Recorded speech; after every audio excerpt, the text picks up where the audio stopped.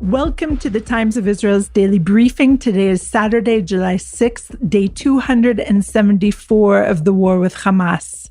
Amanda Borschel-Dan here with the president of the Union of Reform Judaism, Rabbi Rick Jacobs, who stopped by the Times of Israel's Jerusalem offices on July 4th. For Israelis, there's before and after October 7th, but life for most Jews around the world also shifted after the Hamas massacre of 1,200 and 250 hostages taken to Gaza. Jacobs speaks about the sharply rising anti-Semitism versus the rise of Jews who are reaching out and strengthening their affiliations and connections to organized Judaism. We hear about what Jacobs has witnessed on college campuses in the past 9 months and his thoughts on how progressive Judaism may need a rebalancing between the values of universalism and particularism. He sees the young anti-Zionist Jews who are taking part in the anti-Israel protests as an opportunity for engagement, but worries about the safety of their visibly Jewish colleagues who are increasingly uncomfortable on campuses. So all this and more after a break. Get the Paul Miller difference at paulmiller.com. Shop thousands of new and thousands of pre-owned vehicles of every make and model. Cars, trucks, vans, SUVs, hybrids, EVs. If you want it, they have it. And they'll work to make it fit your budget. They'll pick up your trade and drop off your purchase at your home or office. Purchase your vehicle 100% online with Fastlane. All with the comfort of shopping from a dealer with 5 decades of experience. That's the Paul Miller difference. Visit paulmiller.com.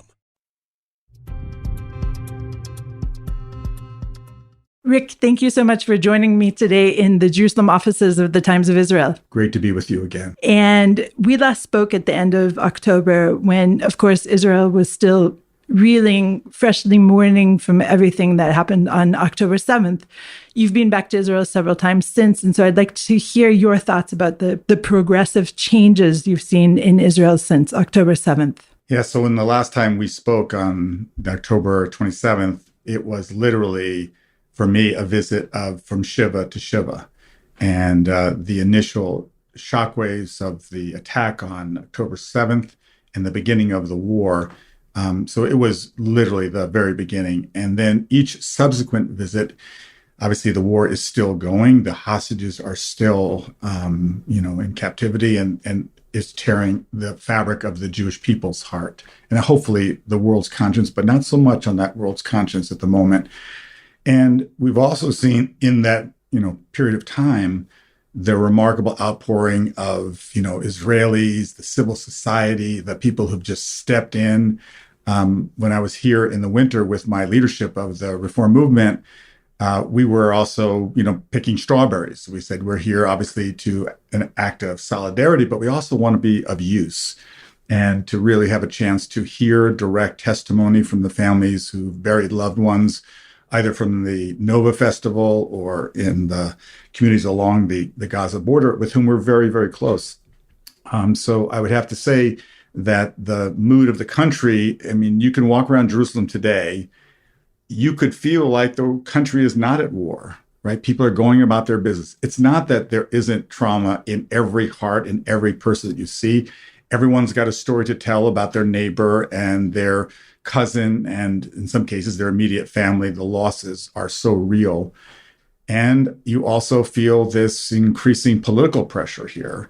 I will spend a day on Monday at the Knesset meeting with many members of, the leadership of the different parties, including the current government.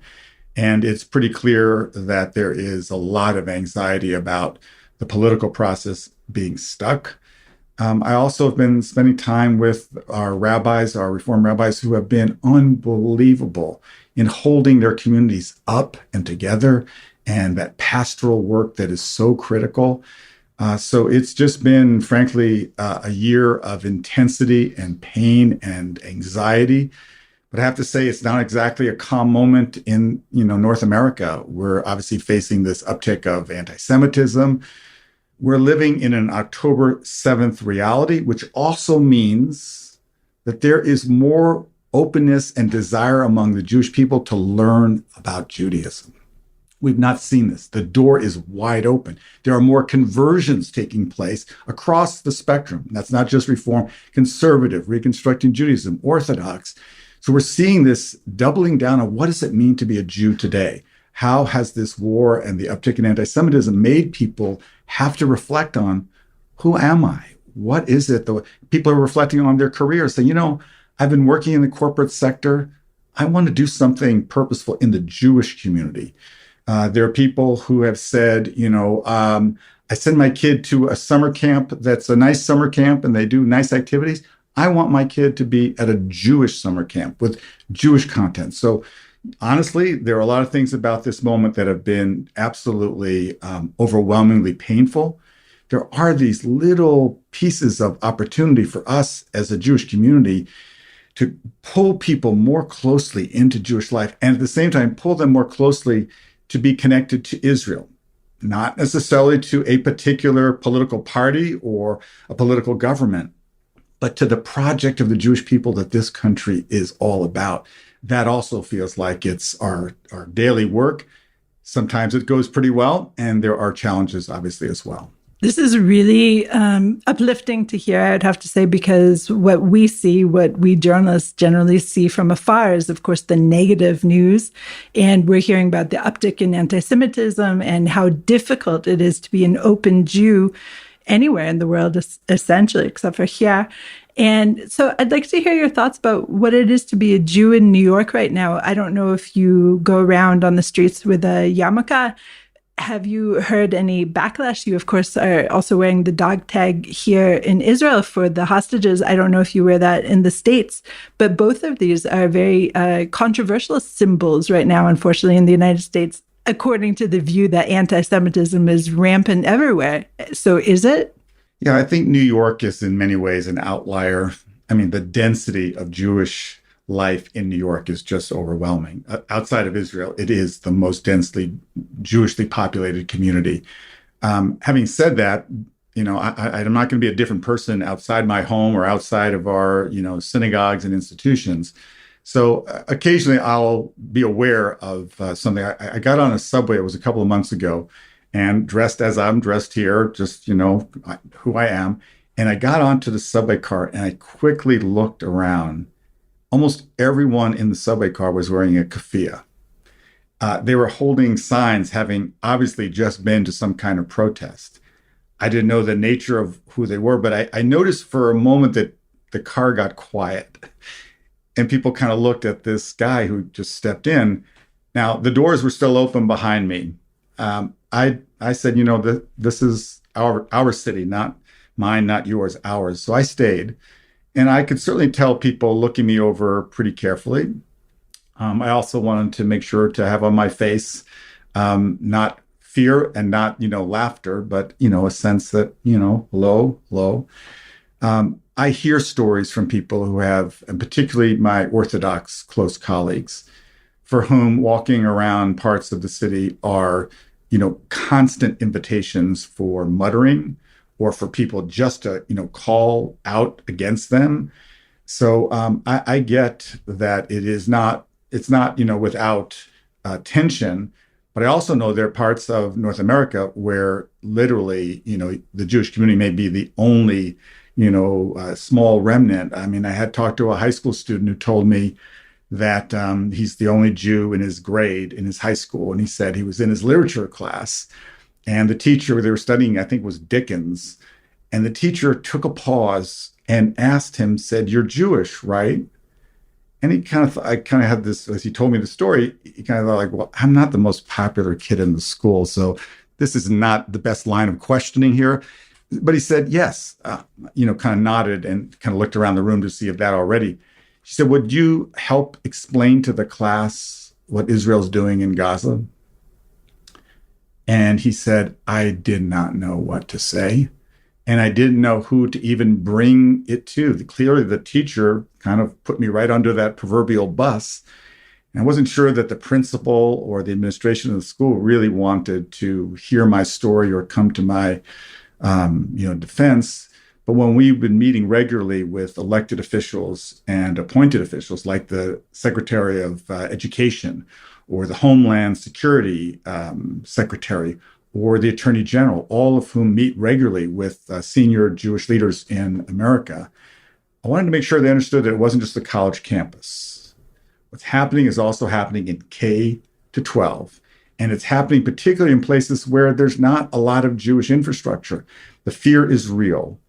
And it's not that anti-Semitism is the only hatred afflicting America. It's not. We know Islamophobia is real. We know anti-Black hatred, anti-LGBTQ. Those are all real. But we've also been clear to the wider community. Anti-Semitism is in some ways the canary in the coal mine. When things go, the way of, basically conspiracy theories, and you have the tropes that have animated anti-Semitism, it affects the entire society. So by focusing attention on anti-Semitism as a phenomenon that is real, that is, unfortunately, the graph of the last, 10 years is not a graph you want to see. It goes up and up and up. And there needs to be, by the way, the White House, the all of government approach has been absolutely the right thing. And in previous, places where Jews have lived in history, we've never had a government that said, this is now our responsibility to be fighting anti-Semitism and to make this a priority. And we feel already the effects of that. We're also, had a chance with some of my colleagues to meet with the Democratic National Committee. By the way, if the Republican National Committee invites me, I would be delighted to meet with them, and I would bring them the very same messages. One of the things we said was, in that all-of-government approach that the Biden administration, put forth, it says there needs to be a person we call maybe a czar fighting internally in the United States. Ambassador Deborah Lipstadt, God bless her. Her responsibility is global, but we don't have a point person to make this a coherent and consistent fight. So it feels like that moment is already overdue. We need that person. So, you asked me about New York. I also travel. I'm in small communities. I was in Erie, Pennsylvania, a couple of days ago. Everywhere I go, people are well aware. I don't bring them, the news about anti-Semitism, but some of them have had incidents that have been very ugly with swastikas on Jewish institutions. Others, it's more kind of subtle, but it's present. And the war in Gaza that Israel's waging against Hamas is an overlay, right? The place where you have the intersection of anti-Semitism and anti-Israel, those are not exactly the same phenomena, but they're related. I live in New York City. I'm on the Upper West Side of Manhattan. When Columbia University was exploding, and it was every bit of news on social media and every media, I said, let me get uptown. So I got on the subway, a couple of stops, and there I am at Columbia. Because I wanted to take my own pulse of what was being said. And I really experienced two different groups. The group that I would say mostly the student group that was in the encampment, the words that they used to talk about what they were doing sounded familiar to me as a person who grew up at the end of the Vietnam War. It was the language of, this war is so deadly, causing so much pain and loss. I would say, as a Jewish person, as a Jewish leader, empathy for the Jewish pain and loss. And I heard empathy, but they were really, that war has to stop. And they would use ceasefire now, language I would not use. I would distinguish those who were outside the gates of Columbia University, who looked quite obviously as an older group. Later, we learned that many of them are, kind of paid organizers. Their language was the purest form of anti-Semitism I remember hearing with my own ears. Jews go back to Poland. We don't want no two states. We want 48. Basically, we want a world without a state of Israel. Words that just were, kind of standard anti-Semitic tropes passing for anti-Israel. Now, the danger, what I saw at Columbia, and we see the aftermath in terms of the deans of the school texting these messages. But one of the things that initially the news story kind of just mushed it all together. And the thought was that the students were all pro-Hamas, not more sympathetic to Palestinian suffering. They were pro-Hamas. Those outside the gates, I heard as pro-Hamas. That there was no mincing words. They were not talking about, the future of a dignified, separate Palestinian state living side by side with. That was not the language that was being spoken. And I was out on the West Coast, and a friend of mine who teaches at San Francisco State, Mark Dollinger, pointed out to me that there's a sign when you enter the encampment at San Francisco State. The first thing is very clear: no Zionism, no Zionists. The second thing on the stated, it's a poster board right as you enter, is all are welcome. So I said, this is a logic test. You can't have both. Which do you want? Do you want no Zionists? Then get rid of all are welcome, because you're very clearly saying not any Zionists are welcome. So I think there's dissonance in who's at the different encampments. But I also think, and this I hope the listeners can hear, there are progressives who are very, very strongly, calling for the end of the war, who are not anti-Semitic. So, we're seeing this is all part of the backdrop. And what's happening on college campuses is real. It does, and we do have cases. I've heard from members of our reform movement on campus that literally walking to a Shabbat service, walking to class, wearing maybe it's their T-shirt that they got on their Israel trip before. Those are invitations to exclusion and to harassment. These are all real, and I think for listeners, we all have our own versions of that. We've not experienced something like that in North America, and it's both distressing and it's activating a lot of serious reflection on what's the most effective way to counter that. But that's part of the daily work that everyone in the Jewish community, it's not just upon leaders or rabbis, it's upon everyone. I'd have to say, Hillel has been phenomenal, just phenomenal. And our Jewish community is not unanimous about pretty much anything. We're pretty unanimous about defending the well-being and safety of our people, where I think I can be categorical about that. And I think we're overwhelmingly, even our liberal reform movement, we are overwhelmingly standing with the state of Israel in this moment. We can have differences with this current government, the most extreme government in Israel's history. But to have a difference with the government doesn't mean that you don't love and stand up for the country and the people and the values. And that we're seeing over and over again. And yes, there are young people who are not just, questioning. There's some who've been very vocal. They've been protesting some very harsh things publicly about Israel and about Zionism. I'm not denying that exists, but I'm here to say it is not the overwhelming, majority. It's a fairly small minority, but I pay attention. My response is I want to talk to those people. I don't want to just say, shame on you, or to wag my finger. I'm a rabbi. I can wag my finger pretty well.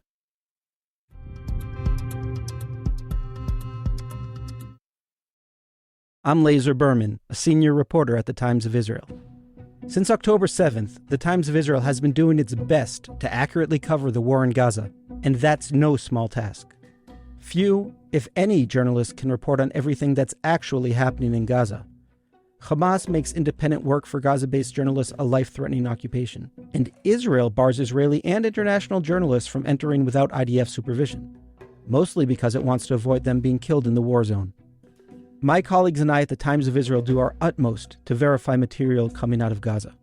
And along with Emmanuel Fabian, our military correspondent who is responsible for our direct coverage of the war, we grab every opportunity we can to go into the Strip when Israel's authorities enable it. Now, in order to go into the Gaza Strip, I first need to be invited by the IDF. Now, this can happen sometimes at the last minute, a few hours beforehand. I grab my helmet, my bulletproof vest, my notebook, some water and energy bars, and I drive about 2 hours down to the Gaza border itself. Now, the IDF spokesperson stays behind in Israeli territory, and I get picked up by an Army Hummer, sometimes an APC, and I spend the next few hours embedded with Israeli ground forces maneuvering inside the Gaza Strip. Being there, on the battleground, I get a personal sense of what the fighting actually looks like, how Hamas is fighting, how functional it still is, and I can ask my questions directly in Hebrew to soldiers and officers who otherwise I wouldn't have access to. It's not perfect. I can't and I don't see everything. But these assignments in Gaza are a crucial element in our coverage, and they express the Times of Israel's commitment to serving our readership as best we can. When you become a member of our reader support group, the Times of Israel community, you're sending knowledgeable reporters like me into places like Gaza to do the hard reporting that's essential to understanding what's actually happening on the ground. We couldn't do it without you. To become a member, go to timesofisrael.com/join. That's timesofisrael.com/join. I truly appreciate your support.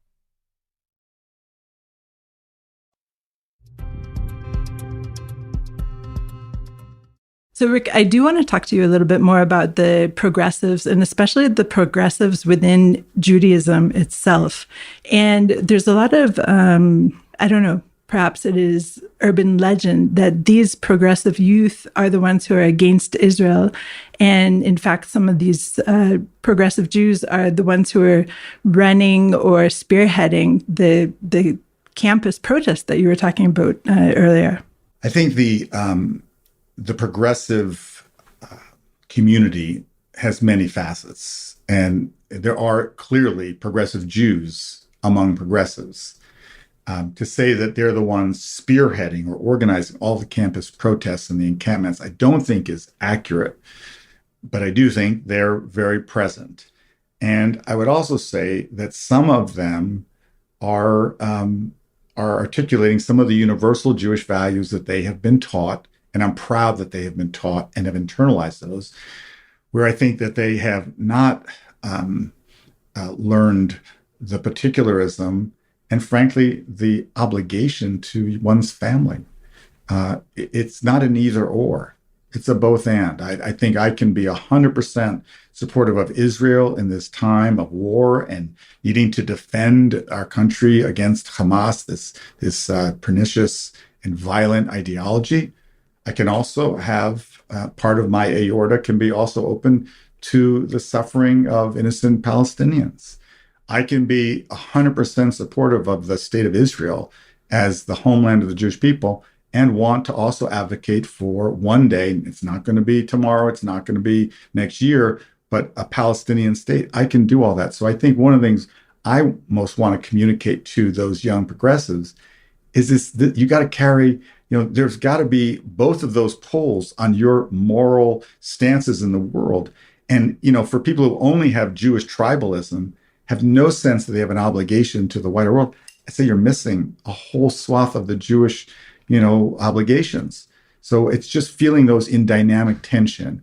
And I think, to be honest, we've done a lot of cheshbon nefesh as a movement and as a liberal Jewish community to say, have we overemphasized the universal at the expense of some of the particular? And I think in some cases, the answer to that would be yes. But I think that the truth is not to diminish the universal, not to say, let's forget about worrying about, why there are such, human rights challenges in many places and why African Americans in the United States, suffer incredible prejudice and discrimination. It's not to say, well, that no longer can be my worry, but to make sure that ein ani li mili, right? Rabbi Hillel says, if I'm not for myself, who is going to be for me, right? No one's going to stand up for the Jewish people if we don't stand up for ourselves. But at the same time, the second of Hillel's questions in that famous Pirkei Avot is, Uchshe'ani la'atzmi ma'ani. But if I'm only for myself, I think you have the whole pull of this moment in that exact quote from the Pirkei Avot. And I think it's just really for us to get that in the right balance. Okay, so the question is this generation kind of a loss? Is there any hope for this generation? Or is it, I don't know, I'm speaking, of course, as a mother too, of children of this age, right? I have 20 and 18-year-olds.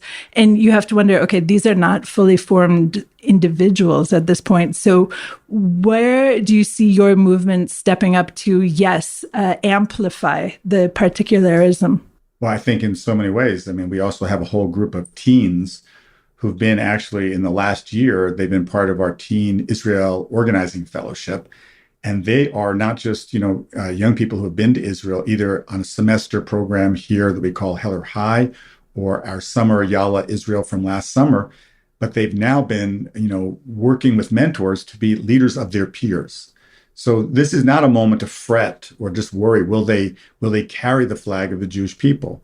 But to be doubling down on how do we make sure. And this summer, as you and I are talking, our 14 overnight camps are full to overflowing.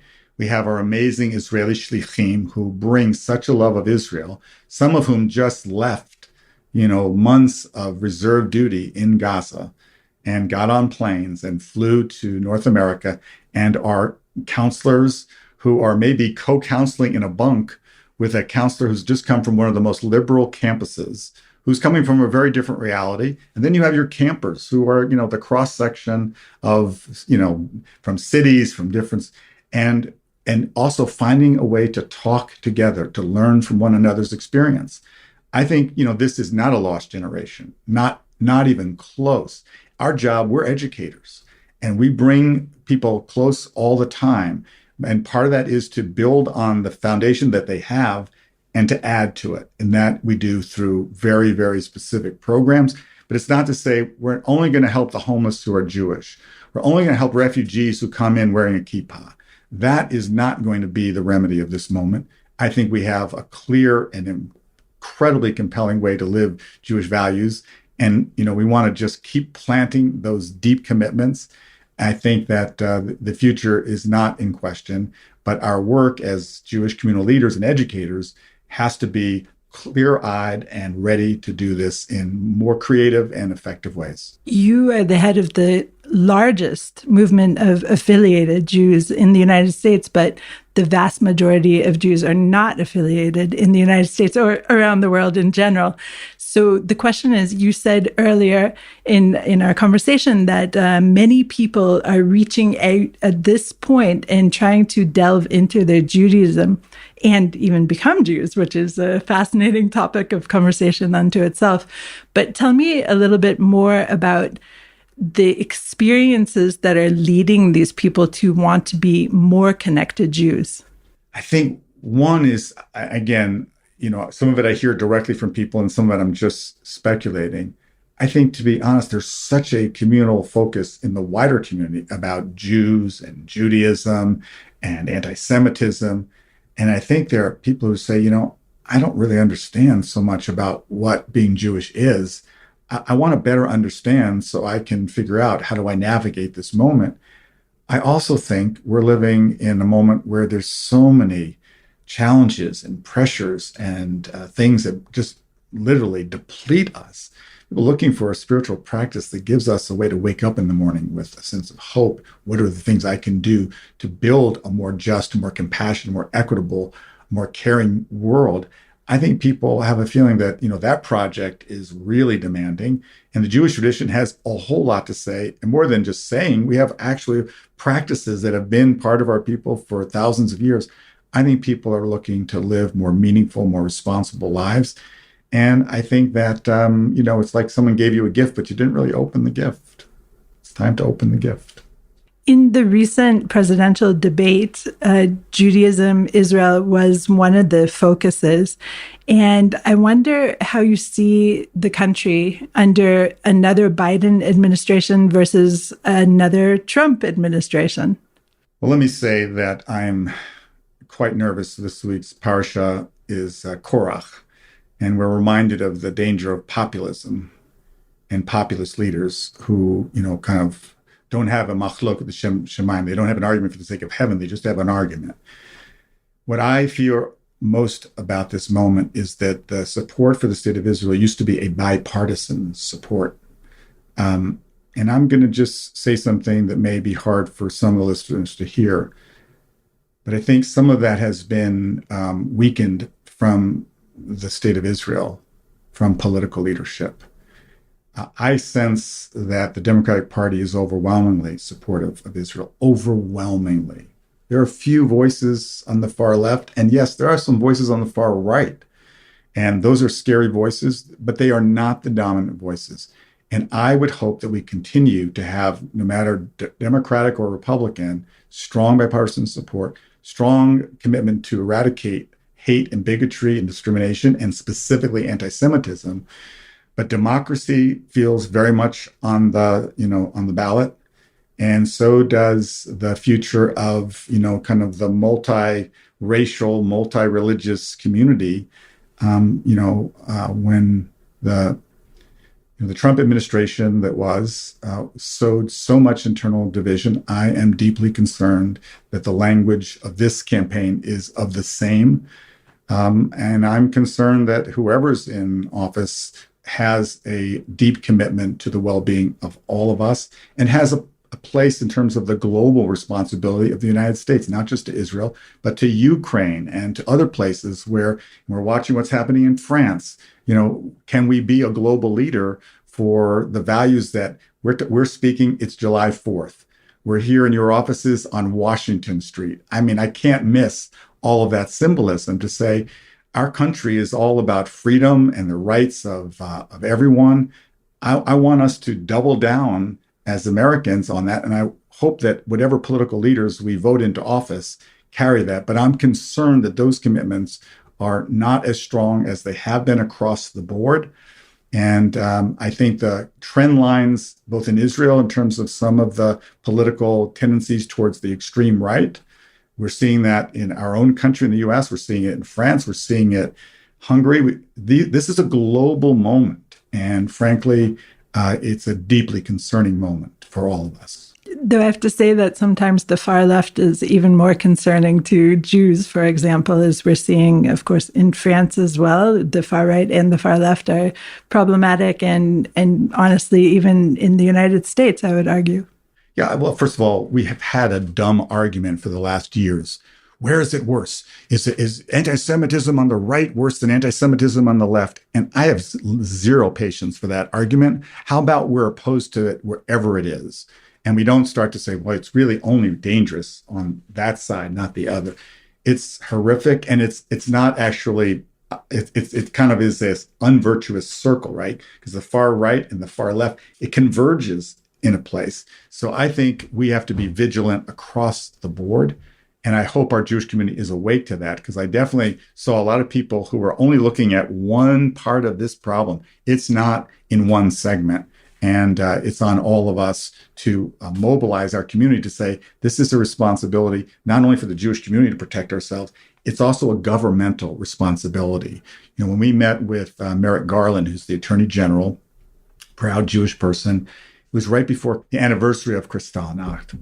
And I said, in that gathering, I said, I can't imagine that there was ever the possibility that in World War II Germany, the Jewish leaders were able to gather with the person or the people responsible for justice and law enforcement, and to share their profound discomfort and anxiety that had never happened before, but it was happening in this moment in this government. And we're a diverse Jewish leadership group. We're not on, one side. We're across all the ritual issues, theological and political. And we came with a loud, clear, unified voice. Our community needs a government that sees this problem and is willing to act on behalf of our community and, frankly, so many others who feel vulnerable. I think that's unique. That's what I'm celebrating on July 4th. We have a unique experience as Jews. We've never had more rights, more freedoms, but at the same time, we're seeing this moment also as a challenge to all those fundamental values upon which the United States is based. And I think it's a wake-up call for all of us to understand what citizenship demands of us and to make sure to reach across. And when we were protesting last year for the judicial reforms or the judicial revolution, I'm nervous about democracy and democratic commitments and the Supreme Court. All those things matter. That's also what keeps us safe here in Israel and in the United States and Canada and everywhere else we live. And we've got to feel kind of a global resolve to stand strong for those commitments. Okay, Rick, you're going to come back to your communities and take back something. What will be the message that you're taking back with you? I'm going to take back that what we know about this country, it is populated by remarkable people who I don't know exactly how Israelis have managed to live and get up each day and to do what they needed to do while they've had their child in Gaza fighting, while they're displaced from their homes in the north or the south. And, I'm going to take back the people, just talking to people as you're waiting online for something. The people of this country are extraordinary and they are family. And, and they're not through their trauma. Some of us in North America live already with a very different reality. I'm also going to take back that the disquiet that many people feel about the current Israeli government is not an American phenomenon. It's and it's not just Israelis on the left or the center. I'm hearing from Israelis across the spectrum that we need clear, strong leaders who are going to make sure to get those hostages home, as many alive as is humanly possible, and to bring this war to its rightful conclusion, having made sure to be protective of our communities here in Israel. I'm going to bring a message that Israel still needs our strong solidarity and our voice of love, and also back home to continue to advocate for the U.S.-Israel relationship, and that there are many ways to love Israel. There are many ways to stand up for Israel, and we need all of them to be intensified. And I just, I want to bring back that also you can travel to Israel. People say, everybody heard I was leaving. It's like, oh, be safe. I said, it's much more challenging to live in Israel than to be a visitor for a number of days. And we have a summer. I'm about to spend Shabbat with a whole group of our teens who are arriving today and yesterday and some tomorrow morning.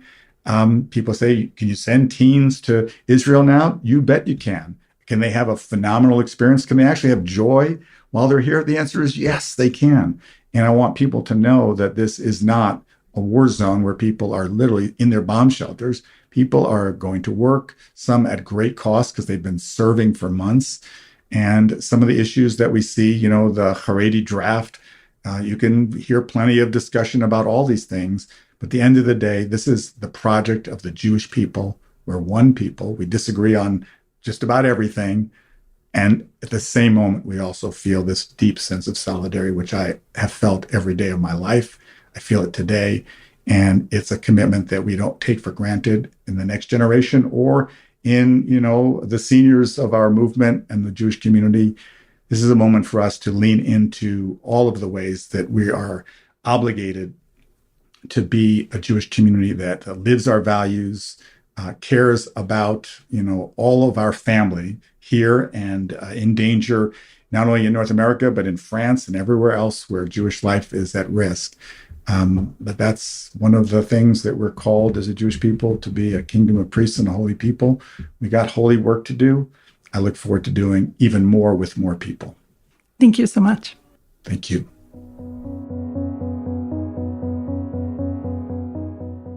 Thanks for listening to the Times of Israel's Daily Briefing. Please check out another installment tomorrow. This episode was produced by the Podwaves. If you have any questions or comments about this or any other episode, please drop us an email to podcast@timesofisrael.com. Until tomorrow, shalom.